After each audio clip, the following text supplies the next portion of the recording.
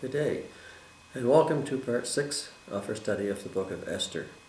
Now, if you've been looking at this book, on the surface it appears to be just a very straightforward book about intrigue, about mystery, about behind-the-scenes plotting, something that a good novel would be made out of. But if you look at it more carefully, you'll see that there's more to this story than meets the eye. For instance, is this all just a series of random coincidences that has brought these people together? Or is this something which shows God's action behind the scenes, which many people feel it does? For instance, is it just a coincidence that King Ahasuerus was plotting a war against Greece and had this large party in which he had a number of his chief captains and princes together and called his wife down in an embarrassing way to her, and which something she refused to do? Was it just a coincidence that he dethroned her and subsequently after that lost the war? Was it just a coincidence that he was in such a funk that he had to get a new queen, and they devised a very unusual way to do it, a beauty contest? At the same time, the Persians had defeated the Jewish people many years before, and again, was it just a coincidence that one of the Jews had developed and had obtained a spot in the king's palace, and this particular Jew had adopted an orphaned girl, his niece, to be his own, that she was so beautiful that she entered this contest, and although she was a Jewess, actually became the queen of Persia. All these coincidences would be something very unusual to happen all at once. At the same time, King Ahasuerus promoted a man named Haman, who was a son or a relative of the king of the Amalekites, the sworn enemies of the Jewish people.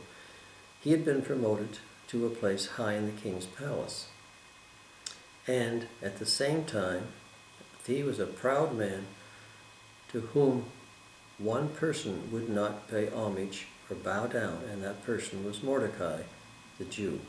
And although Haman had everything that one could possibly want, he had power and prestige. As it says in the end of chapter 5, he had wealth, he had many sons, he had the honor of being invited to a banquet with only himself and the king and queen on 2 occasions. He had everything that a person could possibly ask for in the way of honor, yet this one man, Mordecai, would not bow down and give him homage. And it infuriated him so much that when he related this to his wife said, "Go ahead and build gallows and get the king's permission to hang Mordecai, the Jew." Now, Haman did this in sort of deference to his own plot to get rid of all the Jews at a coming time in the Persian calendar. So now we arrive at this part of the story where the king himself could not sleep in chapter 6. It says the king could not sleep. Now, whether this is something he had trouble with all the time or was just on this particular night, we don't know. It does say in Ecclesiastes 5 verse 12 that the sleep of a laboring man is sweet, whether he eats little or much.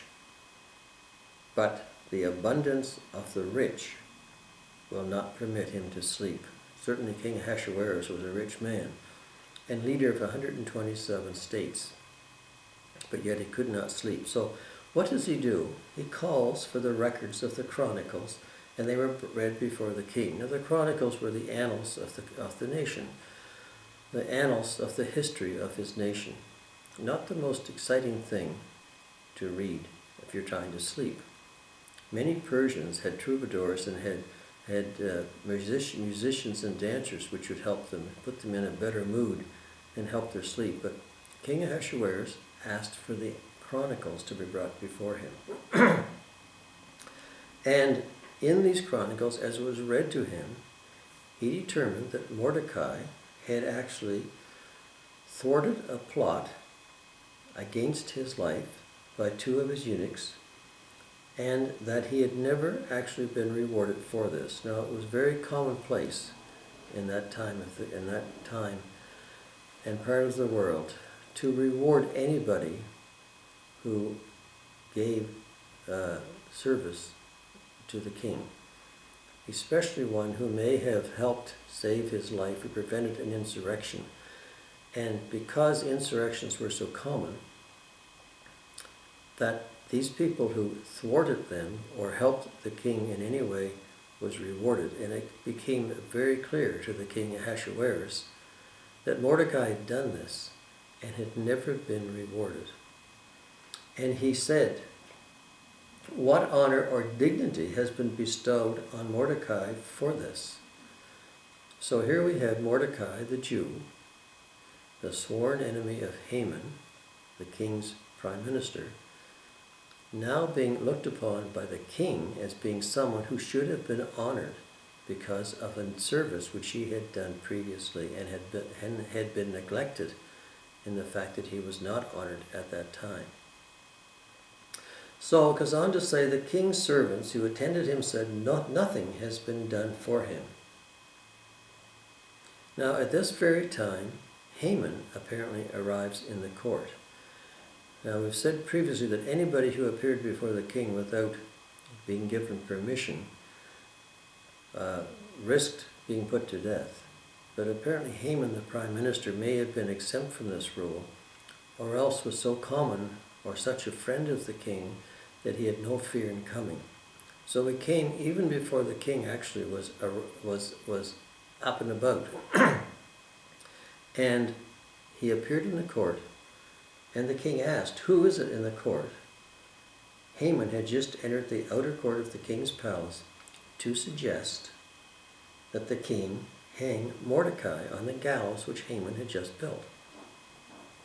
This was Haman's plot. He wanted to get rid of Mordecai above all else, even above and before all the other Jewish people. And the king said, "Let him come in." And then he said something which Haman did not expect. He said, "What shall be done for the man whom the king delights to honor?"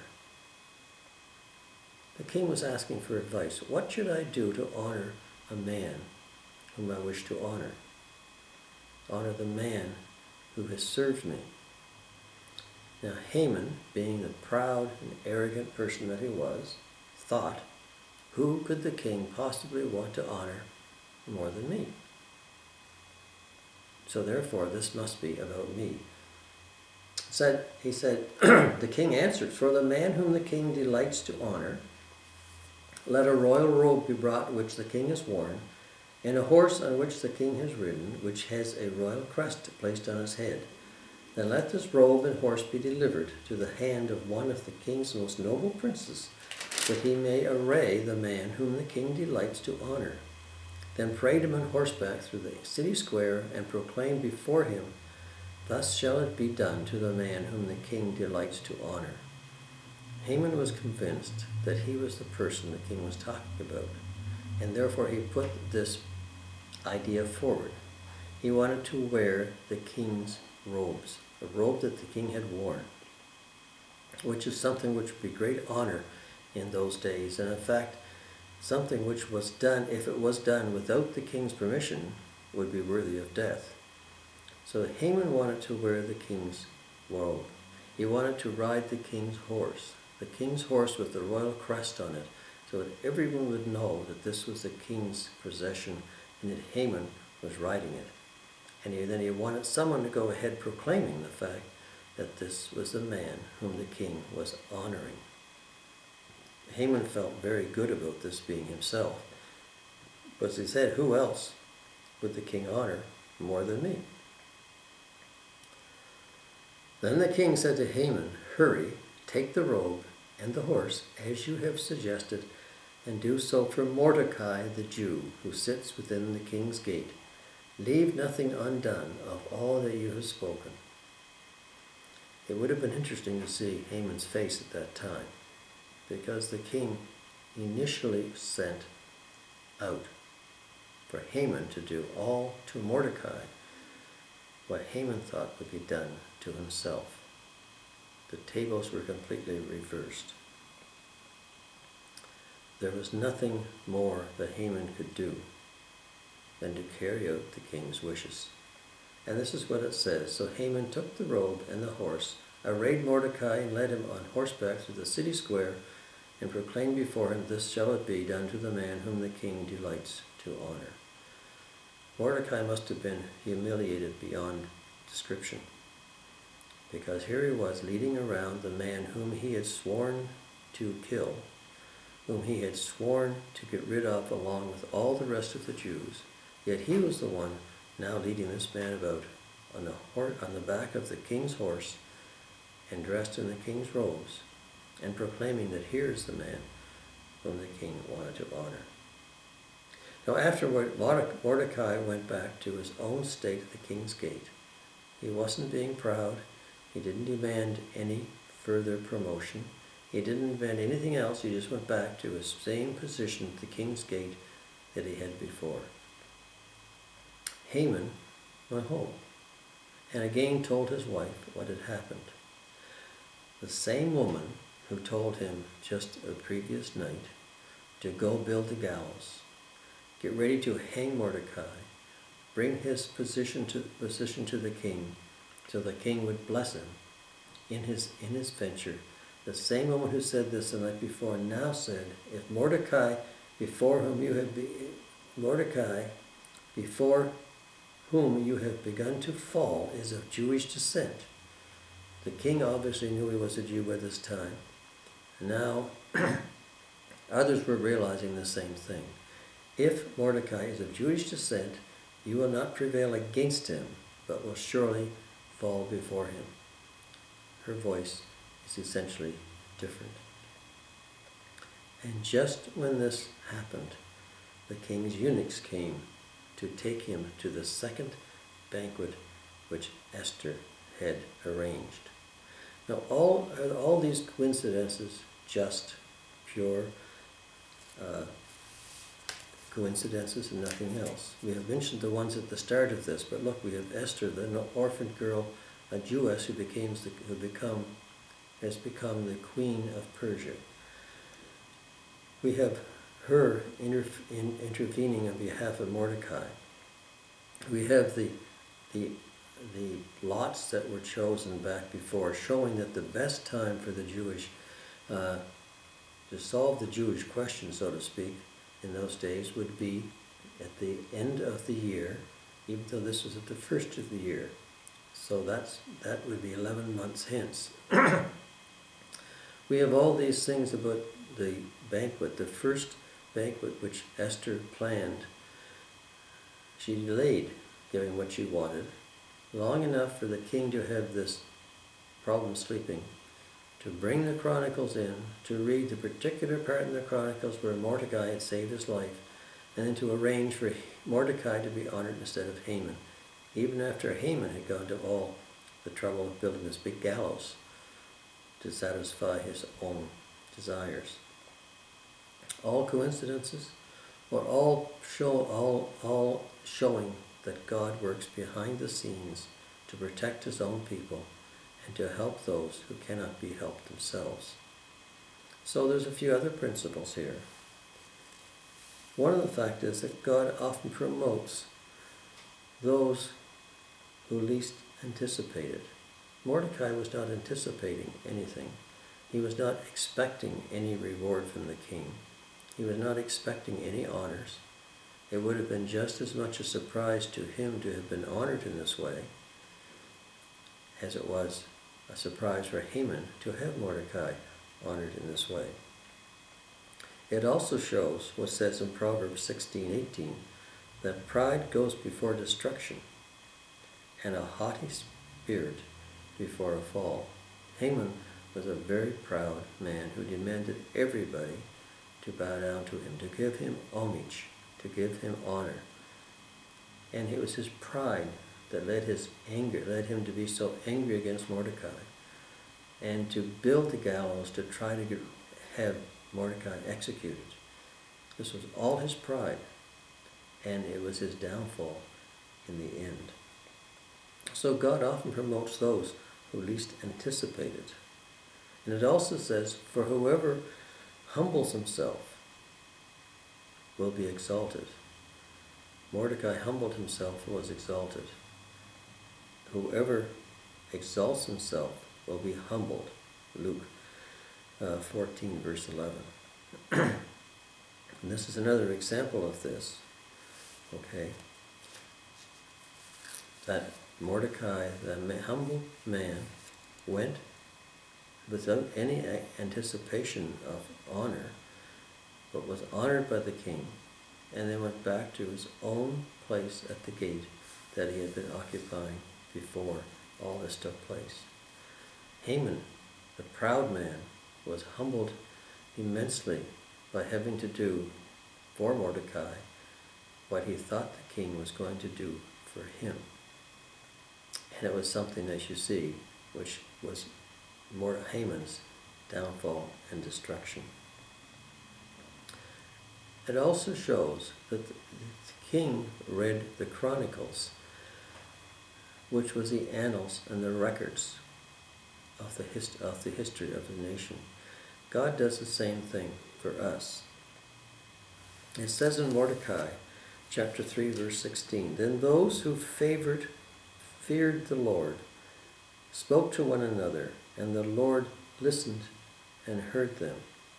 So a book of remembrance was written before him, capital H, for those who fear the Lord and meditate in his name. It says in the New Testament there's the book of life.